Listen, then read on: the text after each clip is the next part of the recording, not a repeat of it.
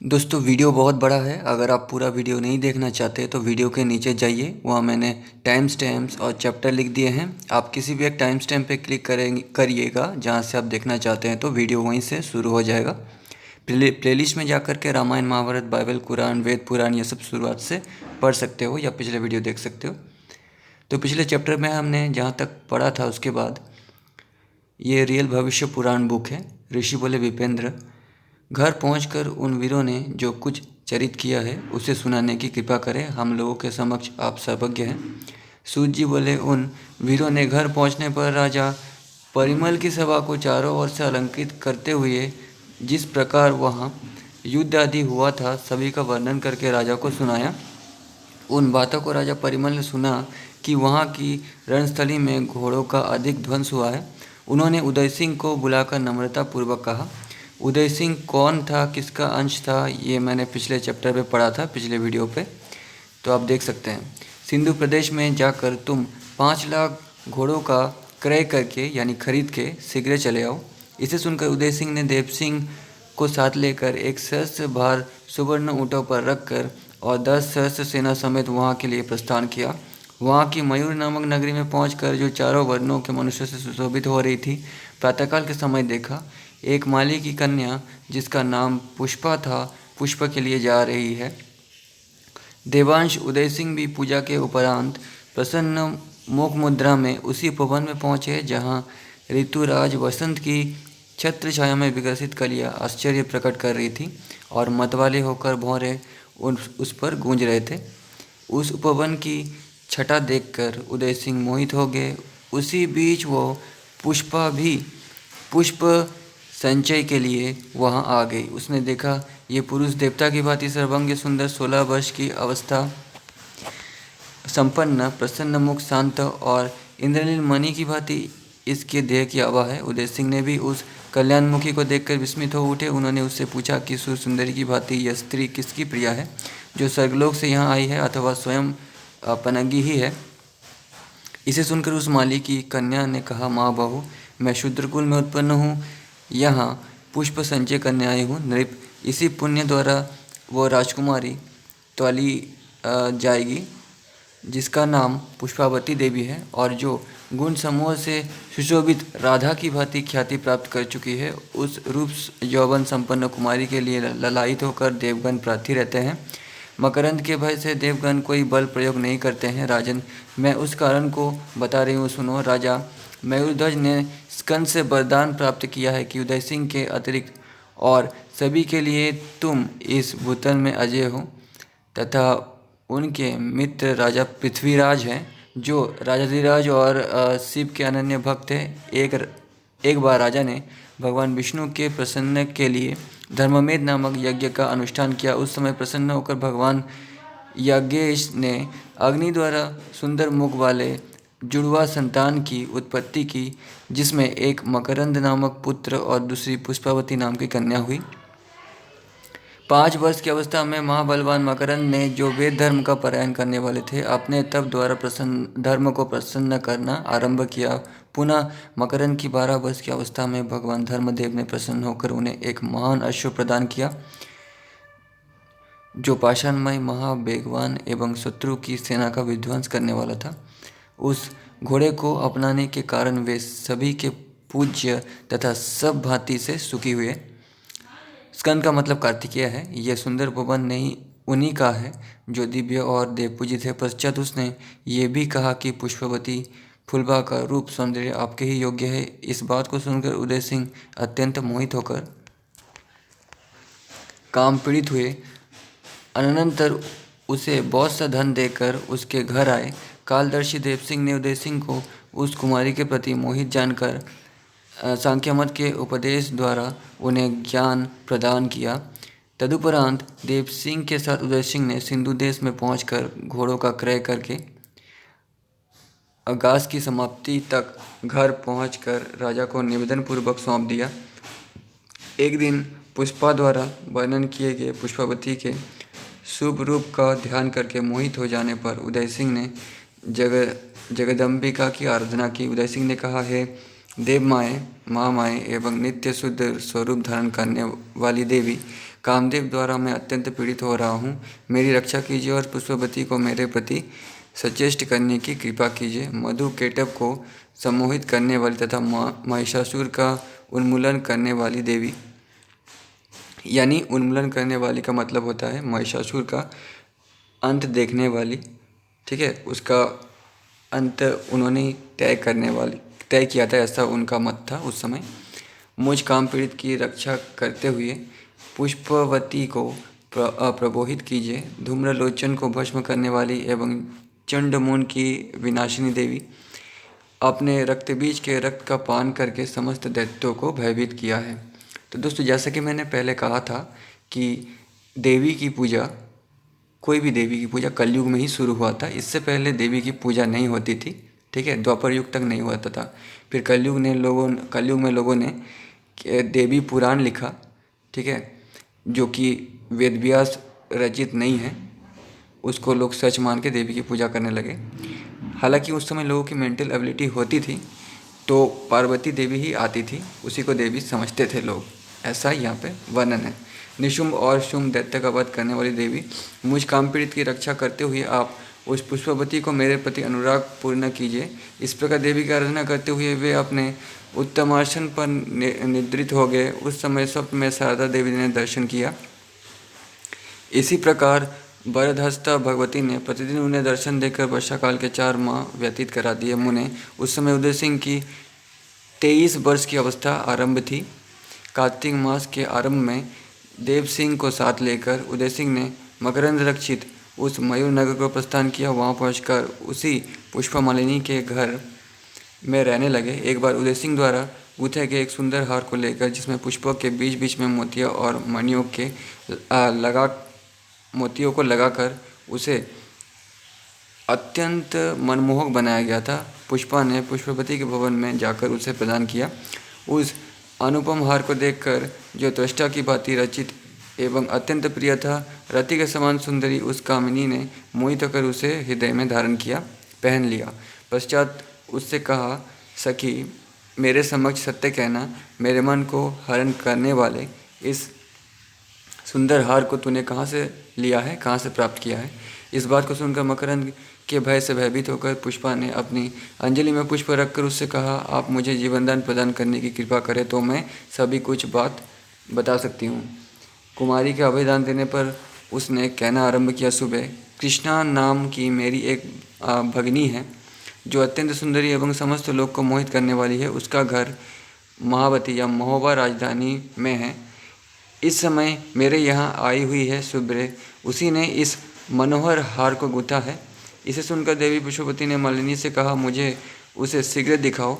तुम जानती हो कि इस बुतल में मकरंद के भय से देव अथवा कोई भी मनुष्य मेरे पास तक पहुँच नहीं सकता।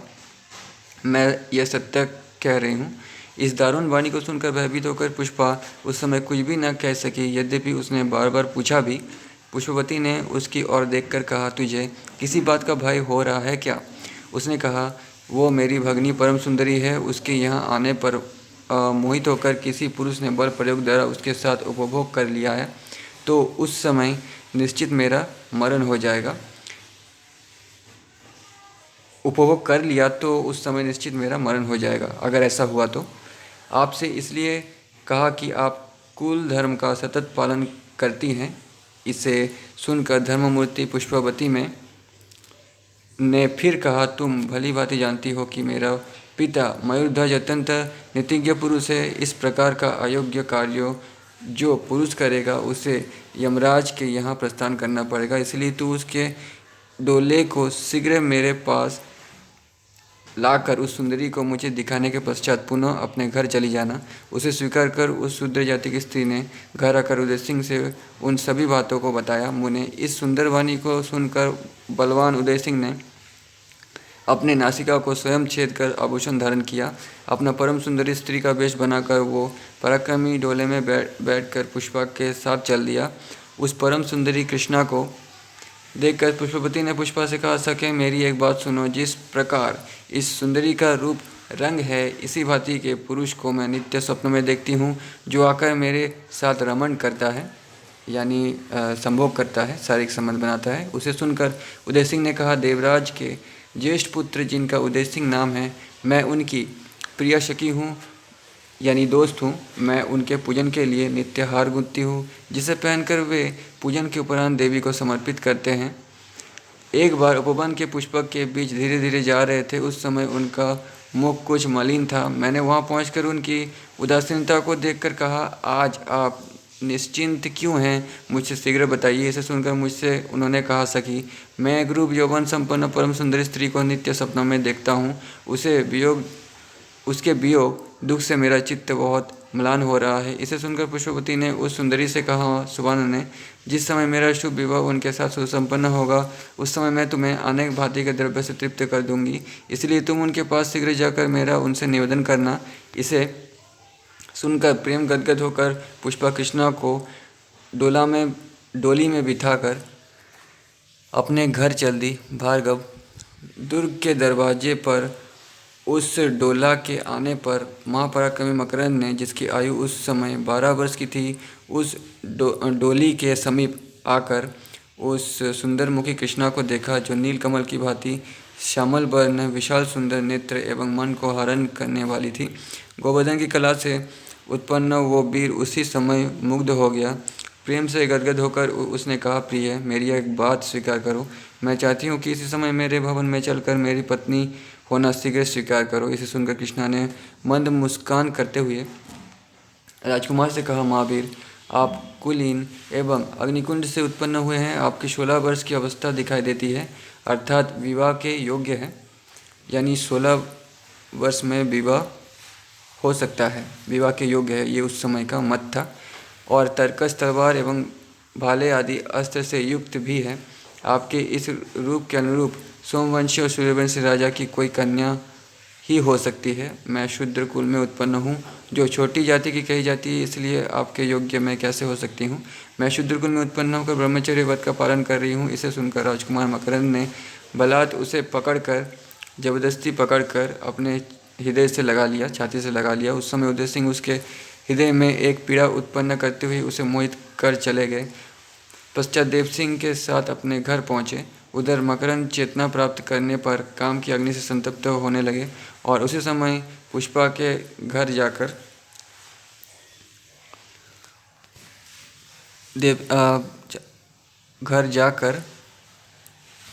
पश्चात देव सिंह के साथ अपने घर पहुंचे। उधर मकरंद चेतना प्राप्त करने पर काम की अग्नि से संतप्त होने लगा और उसी समय पुष्पा के घर जाकर उससे सभी वृत्तांत कहा। कृष्णा के स्नेह में निमग्न उस महाबली मकरंद को देखकर पुष्पा ने नम्रतापूर्वक कहा, ज्येष्ठ राजन, आप मेरी बात सुने।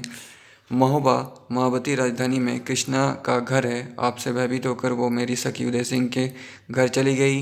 वो अत्यंत रुदन करती हुई आपकी निंदा कर रही थी, जिससे महाबली ने आपके नृपिव्य यानी चाचा लहर को पराजित कर उनकी पुत्री का विवाह अपने भाई के साथ कर लिया। वे वीर उदय सिंह अवश्य आएंगे, अतः आप भी अपनी सेना को सुसज्जित करें। इस भीषण बात को सुनकर राजा मकरंद ने अपने दुर्ग के दरवाजे पर तोपों को रखाकर खड़गधारी अपने 3 लाख सैनिकों को भी राष्ट्र के रक्षार्थ उसी स्थान में नियुक्त किया। उदय सिंह ने अपने गृह पहुंचने पर बलखानी या मलखान से सभी वृत्तांत कहा। उस बलशाली ने उसे सुनकर अपने भाई एवं मित्र समेत 5 लाख सैनिकों को साथ लेकर मयूर नगर के लिए प्रस्थान किया। उनकी सेना में 5 सहस्त्र तोपें, 10 सहस्त्र हाथी, 1 लाख घोड़े और शेष पदादि पैदल सेना थी। उसके साथ वे 15 दिन की यात्रा करके पंजाब प्रांत के उस मयूर नगर में पहुंच गए। ये आगमन सुनकर मकरंद ने स्वयं तलवार और भाले को हाथ में लेकर रणांगन में पहुंचकर सेना को आदेश दिया कि इन महाबली सैनिकों का विध्वंस करो। इसे सुनकर उसके 1 लाख के पैदल सैनिकों ने तोपों में अग्नि लगाना आरंभ किया, जिससे उस 7 सहस्त्र सैनिकों द्वारा शत्रु सेना का विध्वंस होने लगा। दुर्ग के दक्षिण द्वार पर बलखानी मलखान के 1 लाख अश्वारोहियों के साथ, जो भुसुंडी शक्ति और खड़ग द्वारा युद्ध करने में अत्यंत कुशल थे, मकरंद के 1 लाख अश्वारोही सैनिकों ने घोर युद्ध आरंभ किया। वहाँ पर दोनों अश्वारोही दलों का आपस में भीषण एवं रोमांचकारी युद्ध हो रहा था। पश्चिम दरवाजे पर 20 सहस्त्र की सेना 10 सहस्त्र शत्रु सैनिकों से युद्ध कर रही थी।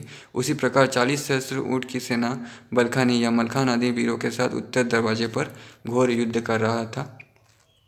ये रोमांचकर युद्ध अविरल गति से दिन रात चल रहा था। पश्चात बलखानी या मलखान के सैनिक पराजित होकर रणस्थल छोड़कर चारों ओर भागने लगे। उस समय बेंदुल पर बैठकर उदय सिंह, कपोत पर मलखान, मनोहर पर देव सिंह, देवा और गज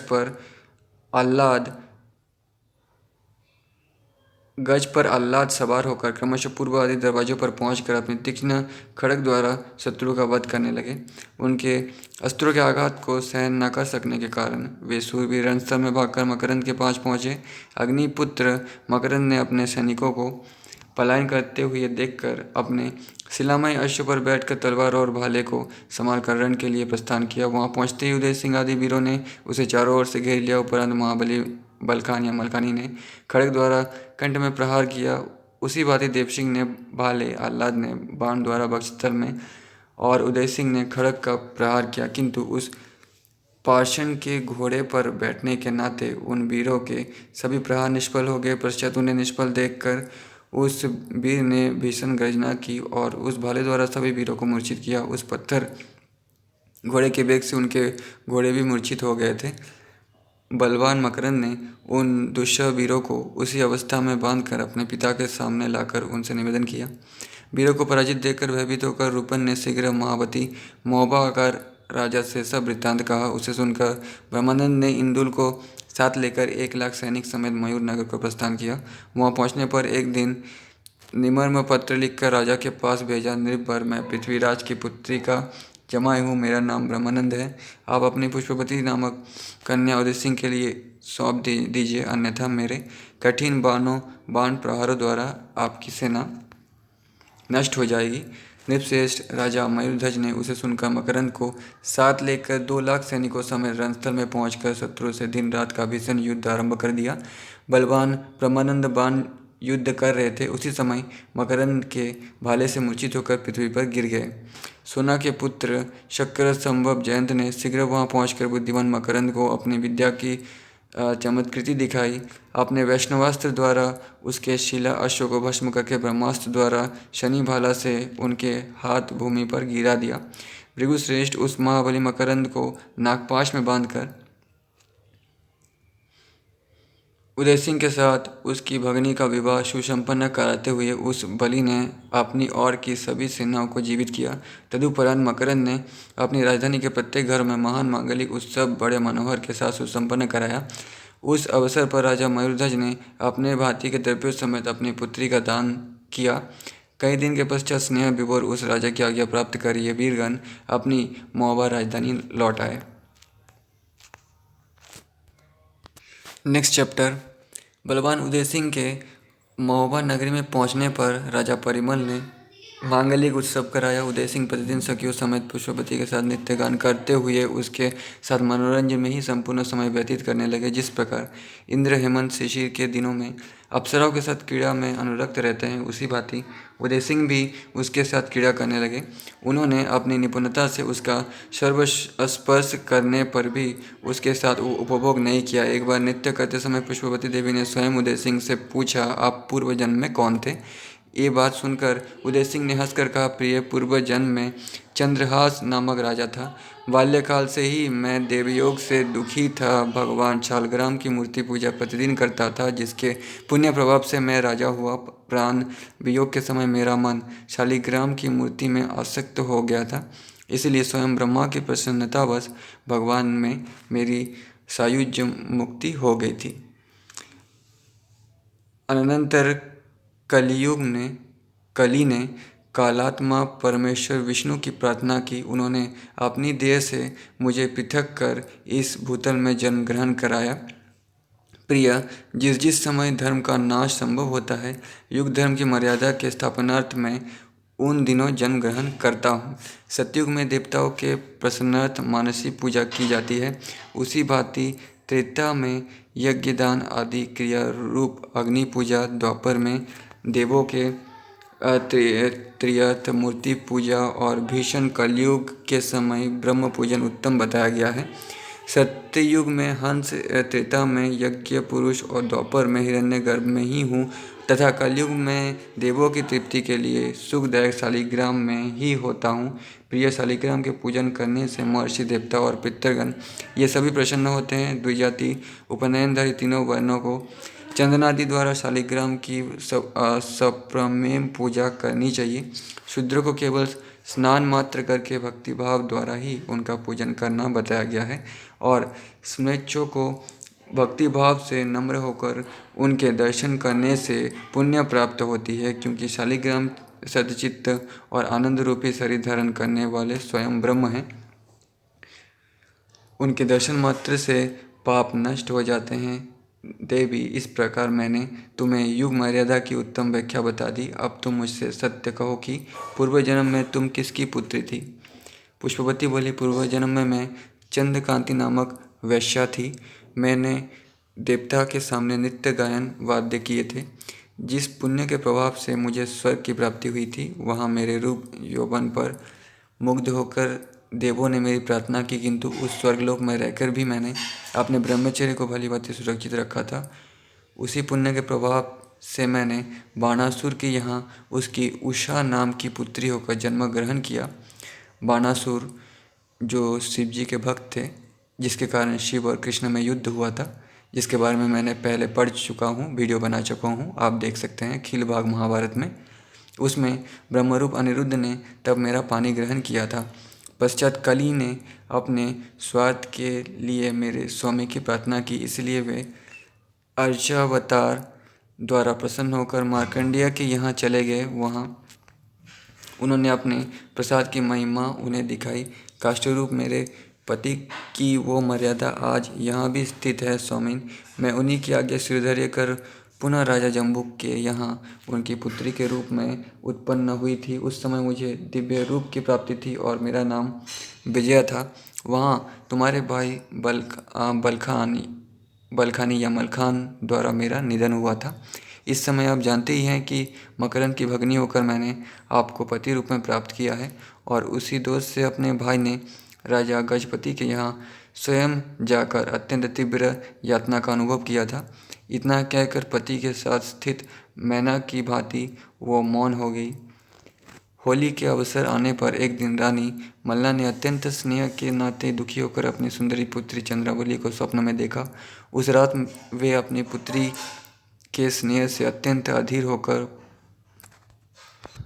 संपूर्ण रात रुदन करती हुई यानी रोती हुई दुख का ही अनुभव करती रह गई थी। उस समय उनके रुदन के कारण को जानकर उदय सिंह के 10 सहस्त्र सूर सामंत समेत अनेक भांति के द्रव्य को लेकर अकेले ही चंद्रावली के घर को प्रस्थान किया। उनके प्रबल शत्रु पृथ्वीराज ने भी, पृथ्वीराज माईपति, दो नाम है, माईपति या पृथ्वीराज, ने भी कारण जानकर उनके पश्चात ही वहाँ के लिए प्रस्थान किया था, क्योंकि दुर्योधन के अंश से उत्पन्न होने के नाते उसमें स्वार्थ की तत्परता अधिक मात्रा में थी। यदुवंशी से सुरक्षित एक ठाठ नामक गांव था, जिसमें वीरसेन नामक राजा अपने 3 लाख सैनिकों समेत रहता था। उसके रूप यौवन संपन्न 8 पुत्र थे। कामसेन, प्रसेन, महासेन, सुखसेन, रूपसेन, विश्वक्सेन, मधुव्रत और मधुप, यही क्रमशः उनके नाम थे, जो यादव के अंश से उत्पन्न यादवों की मर्यादा वृद्धि कर रहे थे। वहाँ की सभा में पहुंचकर नरकेशरी उदय सिंह ने राजा वीरसेन को दंडवत प्रणाम करने के बाद उन्हें 10 भार सुवर्ण समेत मलना का लिखा पत्र प्रदान किया। पश्चात उन यादवों के साथ उत्तम विचित्र भांति के व्यंजनों का आस्वादन करके चंद्रावली के महल में जाकर उनसे सब कुशल क्षेम सुनाया। प्रेम से अधीर होकर उसने अपना दुख प्रकट किया। वीर, जिस समय मेरा विवाह हुआ था आप 2 वर्ष के थे। आज 20 वर्ष का दिन पूरा हो रहा है। पिता माता ने कभी मेरा स्मरण ही नहीं किया, मुझे एकदम भूल गए। वीर, तुम्हें इस योग्य हुए कि मेरा स्मरण तो किया। आज मेरा जन्म एवं जीवन सफल हो गया। कहाँ तक कहूँ, भाई के दर्शन से मेरा सभी कुछ सफल हो गया। उस समय प्रसन्न होकर उदय सिंह ने नम्रतापूर्वक अपनी भगिनी से कहा। सबल शंभुक ने आकर घर को टुलवा लिया था। उसी दुख से दुखी एवं भयभीत होकर राजा अपना दिन व्यतीत कर रहे थे। पश्चात हम लोगों ने अत्यंत कष्ट से जम्बूक पर विजय प्राप्त की। इधर पृथ्वीराज ने भी हमारी राजधानी को चारों ओर से घेर लिया था। फिर उन्हें पराजित कर मैंने अपने भाई ब्रह्मा का विवाह अपनी पुत्री वेला से सुसंपन्न कराया। अनंतर इंदुल के लिए हमें सिंगलद्वीप जाकर अनेक कठिनाइयों का सामना करना पड़ा। इस प्रकार के अनेक दुखों के अनुभव पिताजी को करने पड़े, इसलिए इधर आने जाने का अवसर नहीं मिल सका। किंतु भगिनी, अब हम लोग अत्यंत प्रसन्न हैं, इसलिए हम लोग तुम्हारी सेवा करना चाहते हैं, क्योंकि हम सब तुम्हारे सेवक ही तो हैं। इस प्रकार की कोमल वाणी को सुनकर प्रेम व्याकुल होती हुई चंद्रावली ने अत्यंत प्रसन्न होकर उन्हें अपने निजी महल में ठहराया। उसी बीच उस धूर्त माहिपति ने वीरसेन की सभा में पहुंचकर आतिथ्य सत्कार ग्रहण करने के उपरांत बीच में बात काटकर उनसे कहा। राजा ने आह्लाद आदि सभी दुष्टों को अपने यहाँ से निर्वासित कर निकाल दिया है, कारण कि इन नीचों ने अनेक कोष यानी खजाने में चोरी की थी। उसी समय से ये लोग सिरिस या सिरसा नामक गांव में रह रहे थे। अवसरवादी उदय सिंह इस समय आपके घर आया हुआ है। वो चंद्रावली का डोला लेकर चला जाएगा। भूप, मैं यह सब सत्य कह रहा हूँ, मेरी बात अन्यथा नहीं होती है। इसे सुनकर राजा वीरसेन ने इसे सत्य समझकर अपने पुत्र कामसेन को, जो चंद्रावली का पति था, उसे बुलाया और कहा, पुत्र उदय सिंह को बांध लो। ये सुनकर कामसेन ने तीक्ष्ण विष भोजन में डालकर उदय सिंह को दिया। ये समाचार पाकर चंद्रावली शीघ्र भाई के पास जाकर उस पात्र को लेकर वहाँ से चली गई। क्रुद्ध होकर कामसेन ने अपनी पत्नी चंद्रावली को बेत की छड़ी से अत्यंत मारा, पीड़ित किया। उस समय क्रुद्ध होकर उदय सिंह ने उसके दोनों हाथ पांव बांध दिए। महाबली वीरसेन ने अपने पुत्र के बांधे जाने पर उदय सिंह को बांधने के लिए अन्य पुत्रों को आदेश दिया। उसी अवसर में उदय सिंह ने डोली लेकर अपने सैनिक शिविर में आकर शत्रुओं से घोर युद्ध किया। एक और 10 सहस्त्र की सेना यानी 10,000 की सेना और दूसरी ओर 3 लाख सैनिक उस भीषण युद्ध में भाग ले रहे थे। वो रोमांचकारी युद्ध अविराम गति से दिन रात चल रहा था। शत्रु के 1 लाख सैनिकों का निधन हुआ और 1 सहस्त्र सैनिकों का उदय सिंह के भी निधन हुआ। जो अवशिष्ट रहे वे यादवों से भयभीत होकर भाग गए।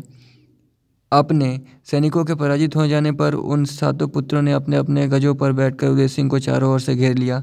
वीर उदय सिंह ने भी बिंदुल पर बैठे हुए हाथियों के सिंहासन समेत उन्हें पृथ्वी पर धूल धूसरित करते हुए उनके अस्त्रों को काटकर उन सब को बांध लिया। इसे सुनकर सूर्य के अनन्य भक्त वीरसेन ने सूर्य द्वारा प्राप्त अस्त्र से उनकी सेना को भस्म कर दिया और उसी अस्त्र के प्रयोग से घोड़े समेत उदय सिंह भी मूर्छित हो गए।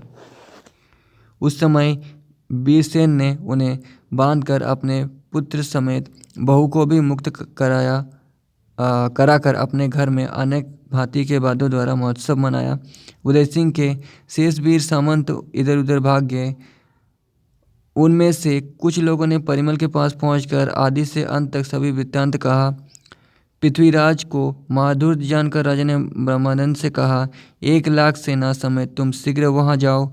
अपनी भगिनी के पति को बांधकर अपने भाई को मुक्त कराओ। इसे सुनकर 1 लाख सैनिकों को लेकर ब्रह्मानंद ने वहां पहुंचकर अत्यंत क्रोधावेश में उस नगरी को चारों ओर से घेर लिया। पश्चात युद्धस्थल में आए हुए उनके सैनिकों को बांध लिया। सेना के आबद्ध हो जाने पर राजा वीरसेन ने अपने सौरास्त्र के प्रयोग से उन्हें भस्म करने का प्रयत्न किया, किंतु उनके उस अस्त्र द्वारा प्रयोग करते समय ब्रह्मानंद ने अपने ब्रह्मास्त्र से उसे शांत करते हुए अपना क्रुद्ध स्वरूप प्रकट किया। उसे देखकर राजा वीरसेन ने अत्यंत भयभीत होकर उन्हीं की शरण प्राप्त की। निर्भय होकर ब्रह्मानंद ने उनसे कहा, नृप, एक धूर्त के कहने से मेरे भाई को बांध लिया और स्त्रियां सदैव अवध्य होती है, किंतु तुम्हारे पुत्र ने इसका उल्लंघन कर उसे भगनी को अत्यंत ताड़ना दी। इसलिए आप अपनी पुत्री समेत उस कामसेन पुत्र को मेरे अधीन कीजिए। इसे सुनकर राजा ने नम्रतापूर्वक कहा, मेरी कन्या इस समय घर में नहीं है, किंतु कामसेन उपस्थित है। इतना कहकर वीरसेन ने कामसेन समेत चंद्रावली को उन्हें सौंप दिया। पश्चात प्रसन्नतापूर्ण होकर उनका प्रस्थान भी कराया। बलवान ब्रह्मानंद ने उदय सिंह और 80 सहस्त्र सेना साथ लेकर महावती महोबा को प्रस्थान किया। घर पहुंचने पर रानी मलना ने अपने पुत्र को देखकर प्रेम में अत्यंत मग्न हो गई कि अपने आंसुओं से उन्हें स्नान कराकर ब्राह्मणों को धन वितरण किया। विप्र, इस प्रकार तुम्हें कृष्ण के अंश उदय सिंह का शुभ चरित्र सुना दिया गया और मैं उस पापहारी चरित्र को पुनः कह रहा हूँ, सुनो। उसके बाद नेक्स्ट चैप्टर। सूत जी बोले, बलशाली उदय सिंह की 24वें वर्ष की अवस्था में 24 वर्ष की उम्र की आरंभ होने पर राजा ने आश्विन शुक्ल दशमी यानी विजयदशमी के दिन महान उत्सव किया। उस उत्सव में ब्राह्मणों को भोजन और दक्षिणा प्रदान कर अत्यंत तृप्त करने के उपरांत अपने राज्य के सेवकों को भी यथायोग्य पुरस्कार रूप धन प्रदान किया। कार्तिक मास के शुभ योग के दिन वीर उदय सिंह ने इंदुल और देव सिंह को साथ लेकर 10 सहस्त्र सुवर्ण एवं 10 सहस्त्र सेना समेत वैष्मती नामक नगरी के लिए प्रस्थान किया, जहां अनेक राजागण आकर पहले से ही निवास कर रहे थे। उसी बीच वहां चित्रलेखा आई, जो 7 सखियों के साथ चित्रगुप्त की पूजा करती थी। चित्रगुप्त भी नाम कलयुग में ही आया है, उससे पहले चित्रगुप्त नाम मैंने नहीं पढ़ा। उसने गंगा के मध्य में एक अत्यंत सुंदर यान अपनी माया द्वारा निर्मित कर कौतूहल प्रदर्शनार्थ रखा था, जिसमें संपद भी लगा दिया गया था। उस कौतूहल को देखने के लिए अनेक देश के भृबिन वहां आकर रह रहे थे। उस समय उदय सिंह भी देव सिंह और इंदुल समेत अपने 100 शूर वीरों के साथ उसे देखने के लिए वहां आए थे। उस जल समूह में राजा बालिक की परम सुंदरी चित्रलेखा नामक पुत्री ने उस अत्यंत सुंदर इंदुल को देखा, जिसके मुख की कांति चंद्रमा की भांति निर्मल एवं सुखप्रद दिखाई देती थी, तथा स्वप्न में जिसने उसके साथ रमन का सुख प्रदान किया था। अभिनंदन की पुत्री ने उन्हें आह्लाद का पुत्र जानकर उन्हें सुख तोता बनाकर एक माया द्वारा रचित पिंजरे में रख दिया। उस स्वयंवर में उनका अपहरण करने से उसे परमानंद की प्राप्ति हुई। पश्चात अपने माया दृश्य को समाप्त कर वो प्रसन्नतापूर्ण होती हुई अपने घर चली गई। जागने पर उदय सिंह ने अपने बच्चे को ना देखकर देव सिंह को जगाकर पूछा, लड़का कहाँ चला गया? यद्यपि देव सिंह प्रत्येक समय की बात जानते थे, किंतु उस समय चित्ररेखा की माया से मोहित होने के कारण वे स्वयं ना जान सके कि लड़का कहाँ गया है और उसने उसका अपहरण किया है। उनके कुछ उत्तर ना देने तथा उन्हें स्वयं विस्मय प्रकट करते देखकर उदय सिंह उस चित्र माया से मुग्ध होने के नाते उच्च स्वर से अत्यंत गाढ़ रुदन करने लगे। उन्हें रुदन करते हुए सुनकर दुष्ट महीपति माहिल ने प्रसन्न होकर आह्लाद के यहाँ प्रस्थान किया। वहाँ पहुँचने पर उनके सामने गाढ़ रुदन करते हुए नम्रतापूर्वक कहा, तुम्हारे भाई उदय सिंह ने देव सिंह तथा इंदुल को अत्यंत नशीली वस्तु खिलाकर मूर्छित कर दिया था। पश्चात उसी नशे में इंदुल को मृतक करके गंगा की धारा में प्रवाहित कर दिया। उस वीर ने जो कुछ किया मैंने वहाँ अपनी आंखों से प्रत्यक्ष देखा है। उसने मुझे नम्रतापूर्वक 100 सुवर्ण मुद्रा प्रदान कर कहीं भी कहने से रोक दिया था और पश्चात चैतन्य होने पर देव सिंह भी अपनी बुद्धि कौशल से उसने जो कुछ किया है नहीं जान सके। उनके इतना कहने पर भी आह्लाद को निश्चय नहीं हो रहा था, परंतु उसी समय रुदन करते हुए वे दोनों वीर भी वहां पहुंच गए। भातृपुत्र यानी भतीजे के वियोग से उदय सिंह उस समय अपने शरीर का त्याग करने को तत्पर हो गए। उनकी उस अवस्था को देखकर आह्लाद को महीपति की बातों का विश्वास हो गया। क्रुद्ध होकर उन्होंने वेद के डंडे से, जिसमें चर्म लगा रहता है, उदय सिंह को अत्यंत पीटना आरंभ किया। उनकी माता, पत्नी एवं भगिनी ये सभी लोग प्रेम के कारण अत्यंत दुखी होकर उस धूर्त की माया से मुग्ध हुए आह्लाद को समझाने लगे, किंतु चित्ररेखा की माया से मोहित होने के नाते कुछ भी ज्ञान न हो सका। उस समय पुष्पवती देवी अपने पति को भाई द्वारा पीड़ित देखकर वहां शीघ्र पहुंचकर पति के दुख से दुखी होने लगी। बिना अपराध के उदय सिंह की बड़ी निंदा हुई। उसी समय वैदिक विद्वानों ने आह्लाद से कहा, वध और त्याग दोनों समान बताए गए हैं, जो योग्य हो आप स्वयं विचार कर ले। इतना कहने पर उन शुद्धात्मा आह्लाद ने पुत्र शोक से दुखी होकर चांडाल को बुलाकर उन्हें पुत्र हंता उदय सिंह को बांधकर सौंप दिया। पश्चात उन लोगों से कहा, पत्नी समेत इन दोनों स्त्री पुरुष को शीघ्र वध करो और इन दोनों के नेत्र लाकर मुझे अवश्य दिखाना। इसे सुनकर वे चांडाल खलासी उन्हें लेकर अत्यंत घोर जंगल प्रदेश में चले गए। वहाँ बाघ आदि भीषण हिंसक पशुगण रहते थे। उस समय देवसिंह वहाँ जाकर उन चांडालों को अधिक धन प्रदान कर पत्नी समेत उदय सिंह को साथ लेकर बलखानी के घर चले गए। पतिव्रता गजमुक्ता ने उन दोनों को अपने घर में छिपाकर रख लिया और यथावत पालन पोषण करना आरंभ किया। चांडालों ने मृग के नेत्र लाकर आह्लाद को प्रदान किया। उस समय अत्यंत क्रुद्ध होकर देवसिंह ने उससे कहा, तुम्हारे जैसे दुराचारी पापी को धिक्कार है। तुमने मेरे सखा का वध कराया है। मैं सत्य और अत्यंत सत्य कह रहा हूँ, तुम्हारा पुत्र जीवित है। उनके अन्वेषण के लिए मैं अनेक राजाओं के यहाँ जा रहा हूँ। इतना कहकर उस वीर ने सीरिस या सीरसा नगरी के लिए प्रस्थान किया। गजमुक्ता से आज्ञा प्राप्त कर उन स्त्री पुरुष को साथ लेकर उसे अंधेरी रात के आधी रात के समय मयूर नगर पहुंच गए। वहां बलवान मकरंद ने समस्त कारणों को भलीभांति समझकर अपनी भगिनी तथा उदय सिंह को सप्रेम अंतपुर में निवास कराया। पश्चात मकरंद ने नाना भांति के यज्ञ द्वारा धर्म की आराधना की। प्रसन्न होकर धर्मराज ने मकरंद से कहा, राजा, अभिनंदन की पुत्री चित्ररेखा जो चित्रगुप्त की उपासना करती है, केशरिनी नामक उसकी सखी है, जो नाट्य की पुत्री एवं दंभ की विदुषी है, उसी केशरिनी का एक कुतुक नामक गुरु है, जो योग रूप धारण करता रहता है। उसी ने 100 योजन तक अपनी माया का विस्तार किया, जिसकी भूमि शत्रु के लिए एक अत्यंत दुर्गम है और वो माया भूमि शत्रु का पाषाण बना देती है। चित्रगुप्त के प्रभाव से वो राजा अत्यंत निर्भीक कहता है। उसी राजा की चित्ररेखा नामक पुत्री ने इंदुल का अपहरण किया है। वो उसे रात्रि में पुरुष के रूप में और दिन में सुख तोते के रूप में रखती है। उस चित्रमाया से मोहित होकर इंदुल वहाँ अत्यंत दुख का अनुभव कर रहा है।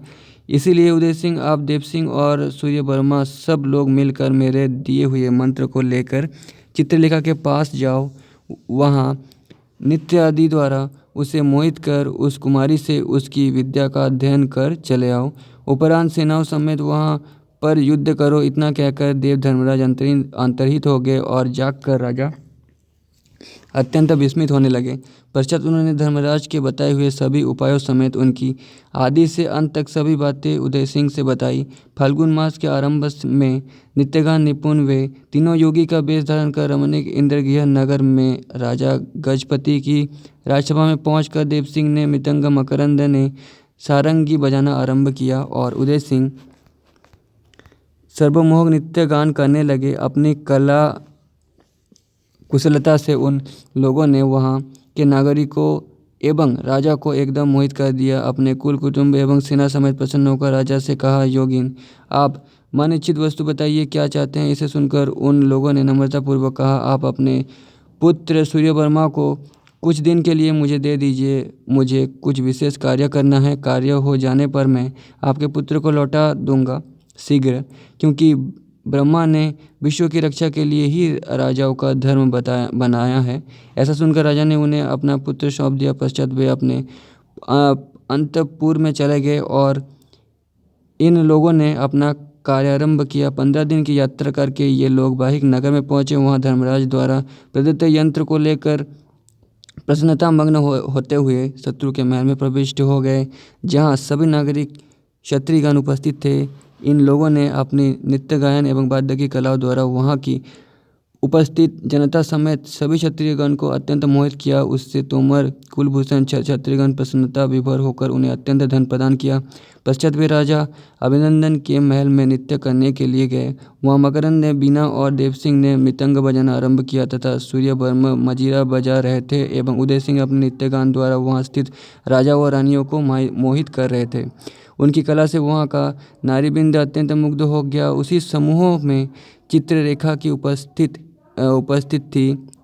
उस समूह में चित्ररेखा भी उपस्थित थी, जिसने इन लोगों के मोहनार्थ अनेक भांति की माया का निर्माण अनेक बार भी किया, किंतु वो उसी समय निष्फल हो गई।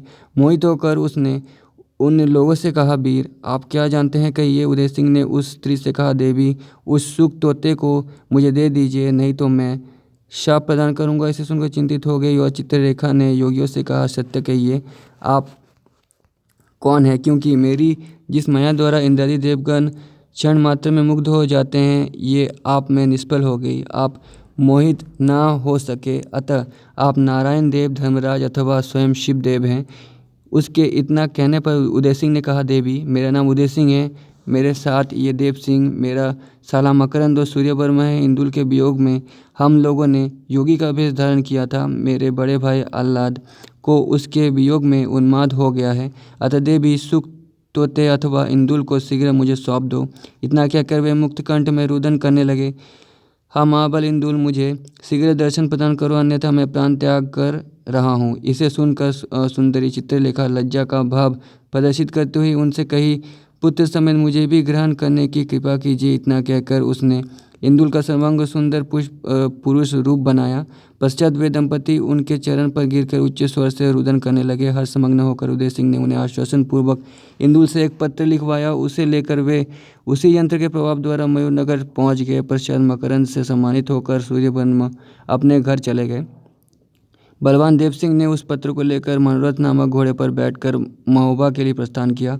वहां पहुंचकर वे आह्लाद के पास गए। वहां पुत्र शोक से व्यतीत होकर उन्मादी की भांति बैठ गया। आह्लाद ने उन्हें देखकर कहा, आप कौन हैं, उन्मादी की भांति घूम रहे हैं। उन्होंने कहा, मैं आपके पुत्र का अन्वेषण करने वाला देव सिंह हूँ। वीर इस पत्र को ग्रहण कीजिए, जिसे स्वयं आपके पुत्र ने लिखा है। इसे सुनकर आह्लाद को परम आनंद की प्राप्ति हुई। जिस प्रकार उनके पुत्र का अपहरण हुआ था, उन्होंने सभी कारणों के जानने की चेष्टा की। उसके बाद माहिपति को बुलाकर नम्रतापूर्वक उन्होंने उनसे कहा, राजन, जिस प्रकार उदय सिंह द्वारा मेरे पुत्र का अपहरण हुआ है, आप सत्य बताने की कृपा करें। उन्होंने कहा, वीर उदय सिंह ने जिस प्रकार उसका वध किया मैंने सुना था और आपको बताया भी था। इतना कहकर उन्होंने हंसते हुए कहा, मेरा कार्य तो सिद्ध हो गया। इतना सुनते ही आह्लाद के दोनों नेत्र क्रुद्ध होने के नाते तांबे की भांति रक्तवर्ण हो गए। उन्होंने वेद की छड़ी लेकर स्वयं अपने हाथ से उन पर आघात करना आरंभ किया। उसे सुनकर पत्नी समेत राजा परिमल ने वहाँ आकर राम के अंश, रामांश एवं अनेक रूपधारी आह्लाद को समझाने करने लगे, प्रभावित करने लगे। क्रुद्ध होकर दंडित करते समय आह्लाद उससे कह रहे थे, अरे धूर्त महापापी, तुमने मेरे भाई का निधन कराया है, इसलिए ये मेरा प्राण जहाँ गया है उसी स्थान में मैं तुम्हें सकुटुंब भेज रहा हूँ। उस समय महीपति भी मौन होकर दीर्घ निवास लेते हुए अपने हृदय में की हुई अपराध के स्मरण पूर्वक उस महापीड़ा का अनुभव कर रहे थे। उसी मलखान या बलखानी ने आकर उन मातुल मामा को अपने बड़े भाई द्वारा वध किए जाने से मुक्त कराया। पश्चात अपने भतीजे के विवाह की तैयारी करने लगे। उस आयोजन में 1,00,000 सैनिक समेत नेत्र सिंह 1.5 सहस्त्र शूरवीरों समेत तारक 90.5 सहस्त्र सेना लेकर वीर सिंह एक साथ सेना लेकर तालन 1,00,000 सैनिक समेत सूर्यवर्मा 3,00,000 सैनिक समेत परमानंद और अत्यंत चिंतित अवस्था में आह्लाद भी 1,00,000 सैनिकों समेत विलाप करते हुए चल रहे थे।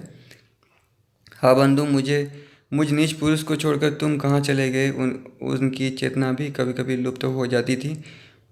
बलखान या मलखानी ने भी देव सिंह के साथ में अपने 1,00,000 सैनिकों समेत बाहिक नगर को प्रस्थान किया। दिन रात की यात्रा करते हुए वे सब वीरगण 1 मास में बाहिक नगर पहुँचे। उस दिन ज्येष्ठ कृष्ण की पंचमी थी। वहाँ पहुँचने पर बलखानी मलखान ने व्यूह रचना आरंभ किया। पहले रथ के सैनिक गज 50 घोड़े, पश्चात उनके पीछे 10-10 पदाति की सैनिक स्थित की गई।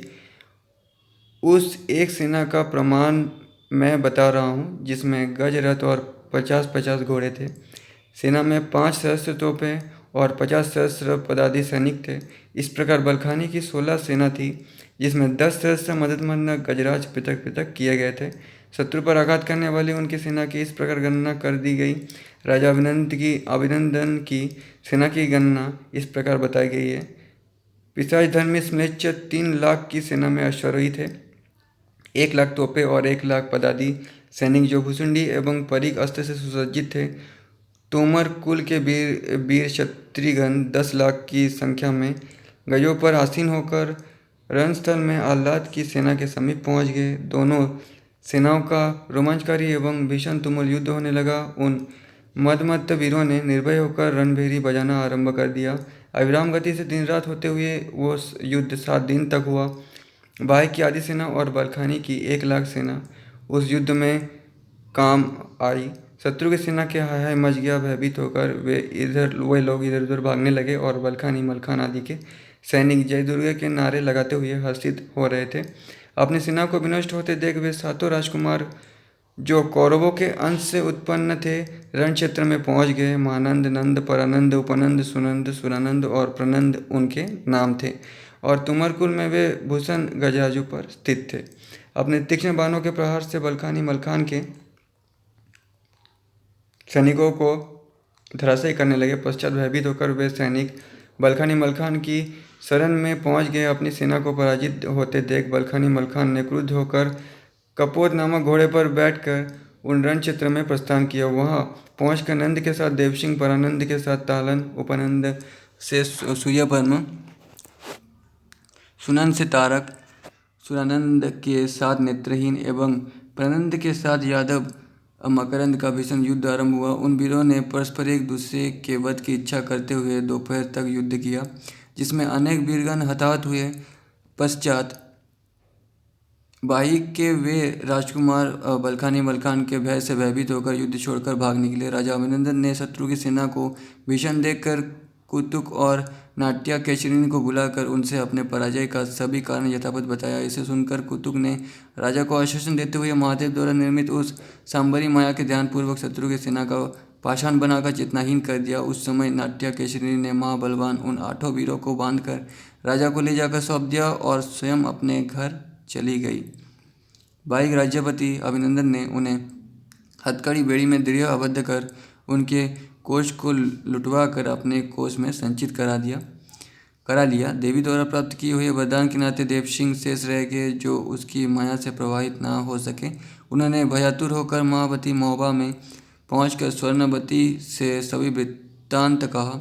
संपूर्ण विद्याओं के विदुषी स्वर्णवती उसी समय बाज पक्षी का रूप धारण कर पुष्पवती के पास चली गई। वहां मकरंद के घर दंपत्ति स्त्री पुरुष को देखकर रुदन करती हुई उनसे अपने पक्ष के पराजय का कारण बताया। उस समय दुखी होकर उदय सिंह ने मकरान से कहा, मेरे साथ चलने के लिए शीघ्र तैयार करो क्योंकि मेरे गुरु आह्लाद भी बंधन में फंस गए हैं।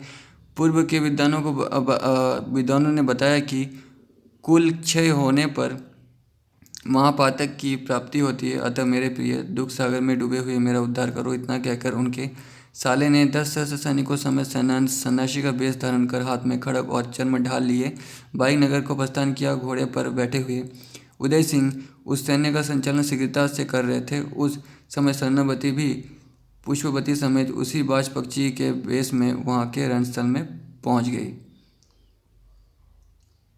उसने संबरी माया के विध्वंस पूर्वक अपने सैनिकों को चेतना प्रदान की। बाज पक्षी का रूप लेना कोई बड़ी बात नहीं है। ये एक ब्लैक मैजिक या काला जादू हुआ करता था जो अमेरिका के कुछ छोटे क्षेत्र में आज भी है, ठीक है।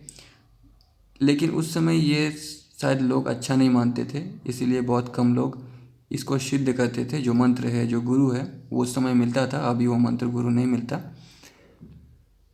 चारों घेर लिया। शत्रु सेना को चैतन्य देखकर उनसे ऊपर कुलुक ने केशरिनी के साथ रहकर पुनः सांबरी माया जादू का जाल रचा।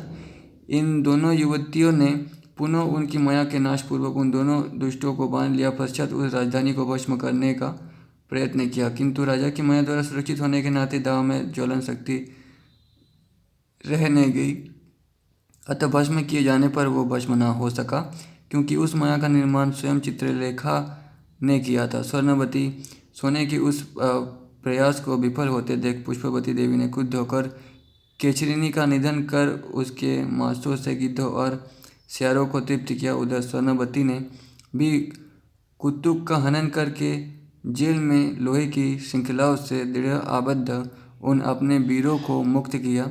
पश्चात वो देवी पुष्पवती के साथ मकरंद के पास आई, जहाँ वे उदय सिंह समेत स्थित थे। शत्रु के सैनिकों ने अपने को देवी द्वारा अत्यंत मुग्ध जानकर अत्यंत क्रुद्ध होकर पुनः युद्ध करने के लिए प्रस्थान किया। उन दोनों सैनिकों का घोर युद्ध आरंभ हुआ, जिसमें बलखानी मलखान के साथ महानंद आह्लाद ने नंद, देव सिंह ने परानंद, तारक से उपनंद, नेत्र सिंह से सुनंद और तालन से सुरानंद, भीषसेन से प्रचंड और ब्रह्मा से स्वयं राजा युद्ध कर रहे थे।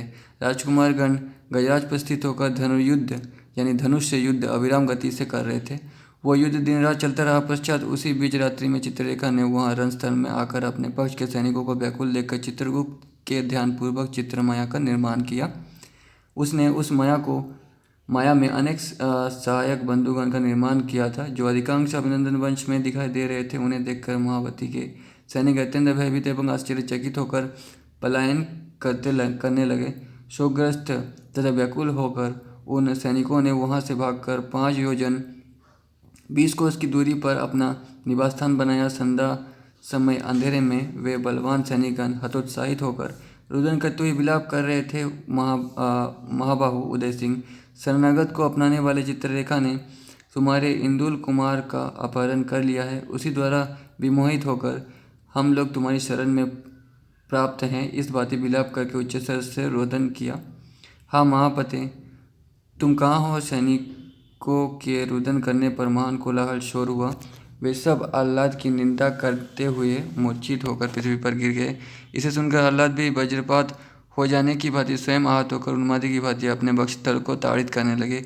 उसी बीच भगवान की कला एवं कृष्ण के अंश से उत्पन्न उदय सिंह योगी के वेश से मकरंद और 10 सहस्त्र सैनिकों समेत अष्टमी शुक्रवार के दिन चंद्रोदय होने पर वहां पहुंच गए।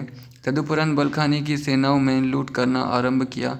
सभी राजाओं को जीतकर विपुल धन की प्राप्ति की। पुनः पंचशब्द नामक गजराज पर स्थित अपने भाई के सामने आकर सिंहनाद किया।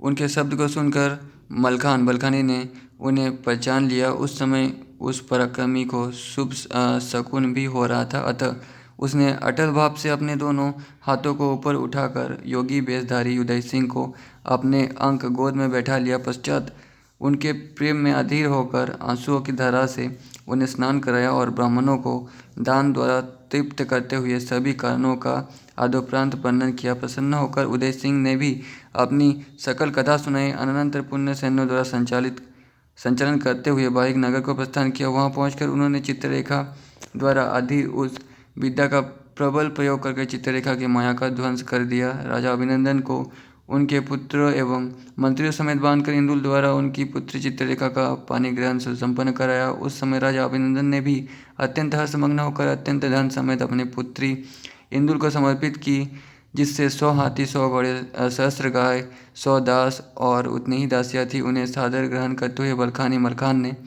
महावती को प्रस्थान किया और श्रवण मास में सभी दलबल समेत महावती पहुंचने पर आह्लाद ने सभी सैनिकों और राजाओं का यथोचित पुरस्कार सम्मान किया। पश्चात वे सब आतिथ्य ग्रहण करते हुए अपने अपने घर चले गए। विप्र, इस प्रकार कलिनाशक चरित्र तुम्हें मैंने सुना दिया। समस्त पापों के नाशक इस चरित्र को मैं पुनः सुना रहा हूँ, सावधान होकर सुनो। मतलब फिर से सुना रहा हूँ। ये नेक्स्ट वीडियो पे